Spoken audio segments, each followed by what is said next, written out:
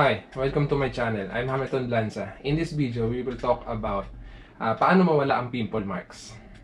Please watch this video vlog until the end and please support my channel by sharing this in any social media platform like Facebook, Twitter, or Instagram. Consider subscribing if you are new here, then let's start.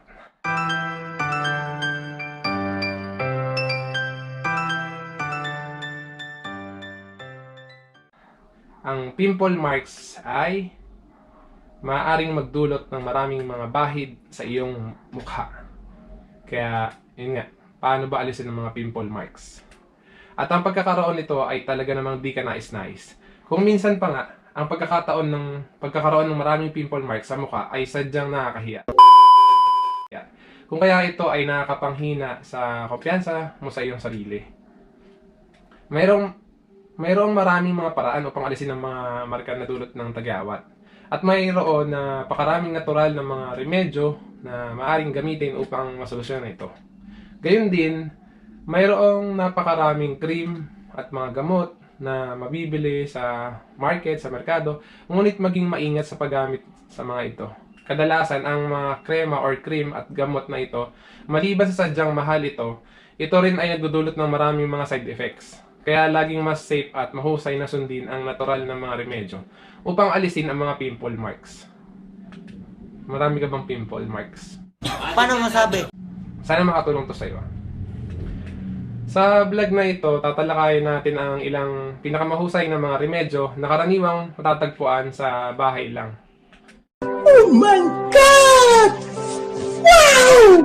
Yung mga DIY or mga natural na nasa bahay lang natin na hindi ka na ganun gagastos ng malaki. Unang-una, gumamit ng yelo para mawala ang pimple marks. Ang yelo ay ang pinaka-popular na lunas upang mapuksa ang pimple marks. Tinutulungan nito na mapabuti ang sirkulasyon ng dugo sa tagyawat at pinapalabas ang balat sa mga maliliit na pores at inaalis ang dumi at langis na natipon sa balat. Maaaring gawin ito para mawala ang pimple marks. Kumuha ng ice cubes at balutin ang mga ito sa tela. Gamit ito, i-massage ang pimple marks. Like ganyan-ganyan mo. Maaaring direktang ilapat ang yelo sa mga marka ng tagyawat para sa mabilis na resulta. Maaari kang magdagdag ng berdeng tsaa o green tea sa mga ice cubes sa mas mahusay na pagpapagaling ng pimple marks. Mga Lipton tea or mga masapang tsaa. Ang green tea ay naglalaman ng mataas na antas ng mga antioxidant na tumutulong upang labanan ang mga free radicals na pumipinsala sa iyong balat. Meron din itong mga antiseptikong katangian na pumapatay ng mga mikrobyo na nagiging sanhi ng acne o pimples. Maaari din kuskusin ng dahan-dahan ng buong mukha ng ice cubes. Lalo na sa bahagi ng mukha na may pimple marks, gawin ito isang beses bago matulog at pagkatapos ay ulitin ito kapag bumabangon ka sa umaga. Paano mawala ang pimple marks? Gamitin ang katas ng lemon. Ang paggamit ng lemon ay ang isa pang pinakamabilis na paraan upang alisin ang mga pimple marks.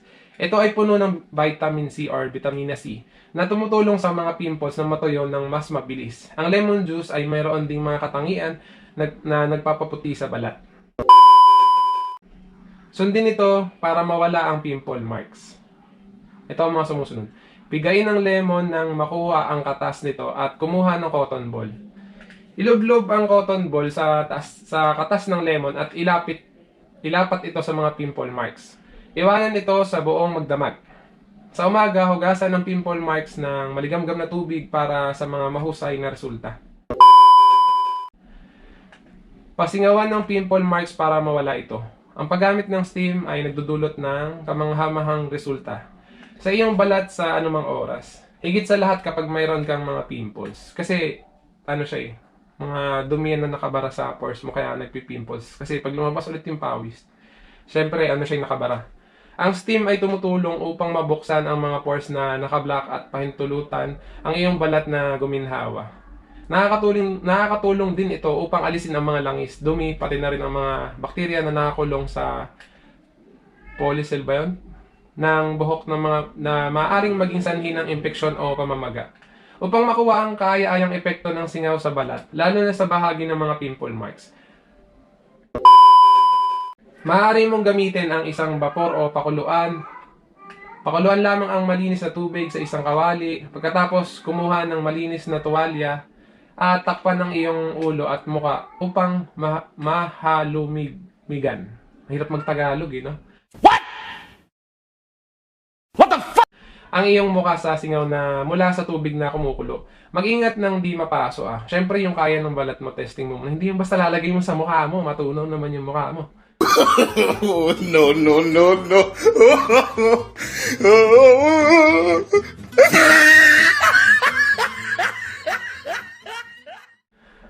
Tapos, ito pa. Subukan ng bawang bilang remedyo sa pimple marks. Ang bawang ay isang antiviral, antifungal at antiseptic agent na makatutulong sa pag-alis ng mga scar na dulot ng tagyawat. Ang sulfur na nilalaman ng bawang ay nakapagpapagaling ng mabilis sa mga pimples. Kumuha ng 4 hanggang 5 pirasong bawang at durugin upang makuha ang katas nito. Ilapat ang katas ng bawang sa pimple mark sa pamamagitan ng cotton ball. Pagkatapos, maaari mo ring ilapat ang durog na bawang dito. Tapos, adobo na. Hindi, joke lang. Basta yun, ganun ang gawin mo Hindi adobo. The fuck you say to me, you little shit? Hugasan ng pimple mark sa umaga ng sariwang tubig. Tapos ulitin ang parang ito 2 beses sa isang linggo upang makita ang mas mahusay na resulta. Gamitin ang tubig ng nyog para mawala ang pimple marks din, pwede rin yun. Ang tubig ng nyog ay naglalaman ng mga cytokinin at antioxidant na tumutulong upang mapuksa ang mga marka na dulot ng tagyawat. Ang pag-inom ng tubig ng nyog ay nagpapanatili sa ating balat na malusog, makinis at mas mukhang bata tignan. Inom nga ako ng buho. Tanda ako na tignan Kumuha ng sariwang berdeng nyog at ibuhos ang tubig nito sa isang mangkok. Pagkatapos ay ibabad ang cotton sa tubig ng nyog at ipahid sa buong muka, lalo na sa bahagi na may pimple marks. Pagkatapos ay hugasan ng iyong muka ng maligamgam na tubig. Maaari rin gamitin ang tubig ng nyog na panghugas sa muka upang mapanatili itong maaliwalas, makinis at malambot. Parang naririnig ko si Snow na hanap niya yung asawa niya. Yung white ko na pusa na medyo pasaway na siya ngayon, matanda na. Panoorin nyo, may vlog din ako about kay Snow nung nawala siya. Then, pinagpaplanuhan na namin siyang i-rehome kasi masyado na siyang pasaway, san-san siya dumudumi. Then, tuloy tayo sa next vlog.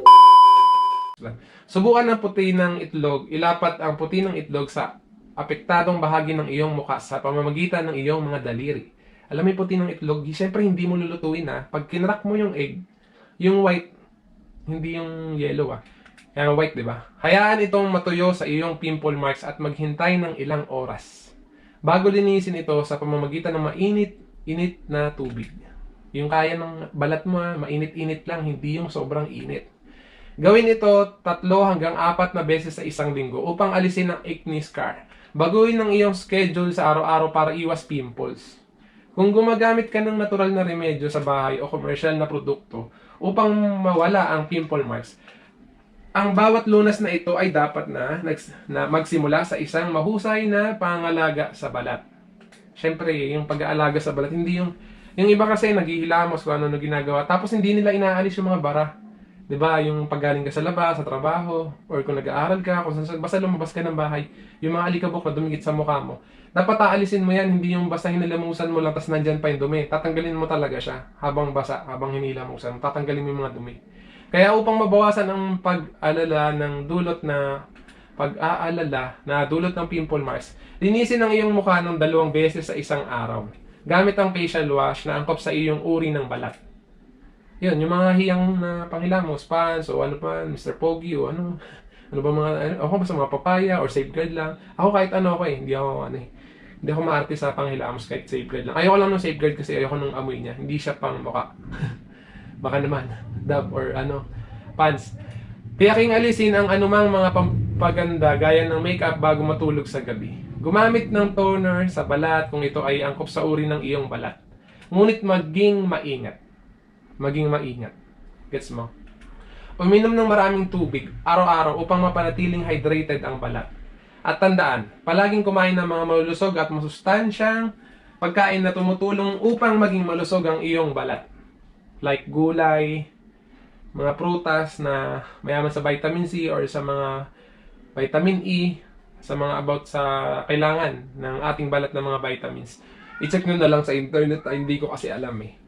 Ang paggamit sa mga natural na remedyo sa bahay upang mawala ang pimple marks ay maaaring kapaki-pakinabang at di gaano magastos. Kaysa naman bumili ka lagi ng gamot or pag malala na, di ba? Yung mga remedyong yan is natural siya. Which is dyan din galing yung mga gamot. Pero wala siyang gaanong side effect. Kasi mga ano siya eh. Prutas lang, ganyan. Mga, yun nga, yung bawang, sibuyas. Tapos yung mga lemon, di ba?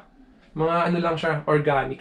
Ngunit maaaring tandaan na sa kaso na ang mga pimple marks ay labis ng malubha at maaaring di na magamot sa pamamagitan ng mga simpleng pamamaraan na tinutukay natin.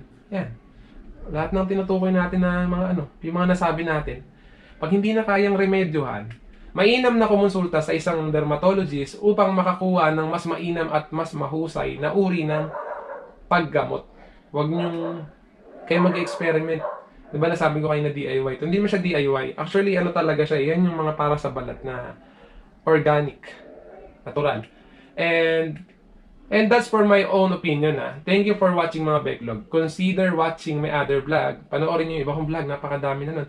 You can support this channel by sharing this to other social media like I've said before, and you can support this channel also by donating through GCash. My GCash number is 0915-266-2179. GCash lang, huwag nyo kayo may message or tatawagan. Like this video and see you in my next vlog. Consider subscribing baka hindi ka pa nakasubscribe. On mo na rin yung notification bell pagka hindi pa naka-on. Yung bell na bell para updated ka sa mga next video ko pag nag-upload ako. Maraming salamat mga BEKLOG. Bye! Bye!